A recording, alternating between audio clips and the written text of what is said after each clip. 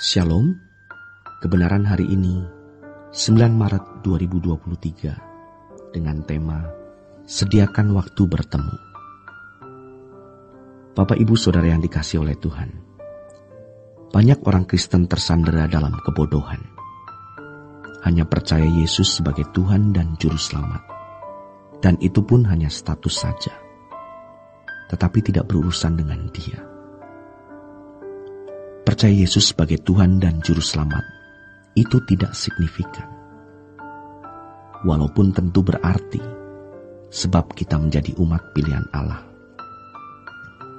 Namun, kalau kita tidak berurusan, tidak berinteraksi secara real dengan Dia, tidak ada artinya.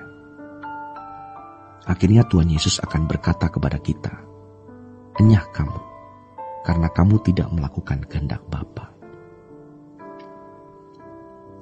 Banyak orang Kristen yang Kristen fantasi, tidak pernah berinteraksi dengan Tuhan. Mungkin kepada Tuhan pun setengah yakin. Tidak heran kalau mereka tidak merasa beruntung atau merasakan sesuatu yang berharga. Karena memandang agama hanya berkontribusi guna pemenuhan kebutuhan jasmani. Firman Tuhan mengatakan, manusia hidup bukan hanya dari roti, tetapi dari setiap rema. Dan Tuhan Yesus yang bisa membuat kita memiliki rema. Kalau kita memiliki rema, baru kita memiliki roti kehidupan. Masalahnya, kita tidak memenuhi kuota yang harus dipenuhi guna bersentuhan atau berinteraksi dengan Tuhan. Tidak berani tanpa batas. Kita menganggap bukan keberuntungan menjadi orang percaya. Sebaliknya, kita terfokus kepada banyak hal sia-sia. Kita harus bertobat. Karena jika cara hidup kita masih salah, maka kita akan binasa dan sangat menyesal. Kalau kita mengenal seseorang dan orang itu bisa memberi pertolongan yang berarti, kita tahu betapa beruntungnya berinteraksi, bergaul dekat dengan orang tersebut. Maka kita akan mendekat kepadanya. Apapun kita lakukan, yang penting bagaimana bisa dekat dengannya. Saudara yang terkasih, mengapa kita tidak melakukan itu untuk Tuhan? Sejujurnya, karena kita memandang Yesus kurang bernilai. Orang bisa memberi upeti dan perhatian untuk pejabat, tetapi tidak menghargai Tuhan sepantasnya. Kita diberi waktu panjang untuk banyak hal, tetapi 10 menit pun tidak pernah berjumpa dengan Tuhan. Tuhan sayang kita. Dia datang ke dunia mengorbankan dirinya, supaya kita memiliki keberuntungan. Dia yang kaya menjadi miskin, supaya kamu yang miskin bisa menjadi kaya di dalam Dia. Demikian kata firman Tuhan. Kita harus serius menjumpai Tuhan tiap hari. Kalau masih tenang-tenang saja, kita tidak akan dikenal.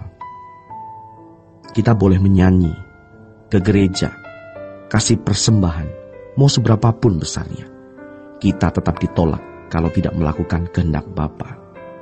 Matius pasal 7 ayat 21-23. Kalau kita tidak melakukan kehendak Bapa, kita akan terbuang menjadi sampah abadi. Sulitnya hidup itu hanya bagaimana hidup suci. Soal ekonomi, kesehatan, pekerjaan, keluarga nanti bisa dilewati.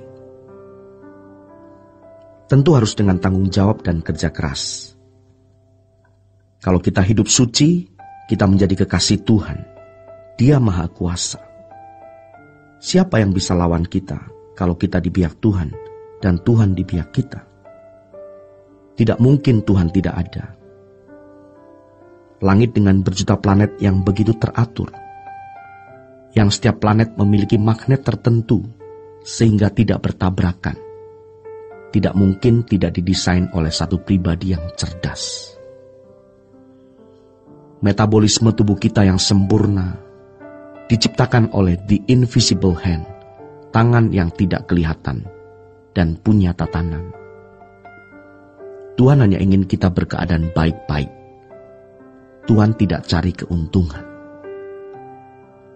Tetapi kita tidak bisa berkeadaan baik-baik kalau kita tidak baik, tidak dengar-dengaran, tidak taat.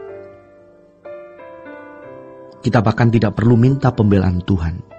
Tuhan pasti membela dan menjagai kita. Tetapi kita tidak akan bisa berjalan dengan Tuhan kalau bau busuk. Mulut kita bau, otak kita bau, kelakuan kita bau. Tuhan mau kita harum. Kita beruntung menjadi umat pilihan. Dan firman diberikan oleh Tuhan Yesus.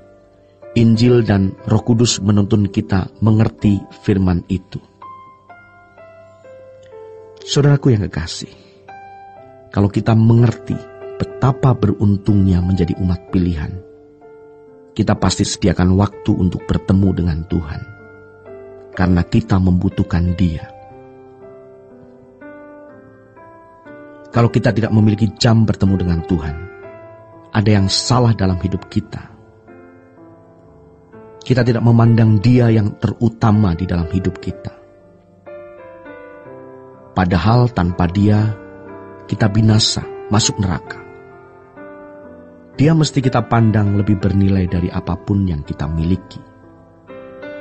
Lebih bernilai dari harta kita, nyawa kita, bahkan lebih bernilai dari nafas kita sendiri. Tuhan tahu ketika kita sungguh-sungguh membutuhkan Dia. Dan Tuhan tidak akan mengecewakan kita. Tidak mungkin Tuhan membuang kita dan membuat kita berjalan sendiri.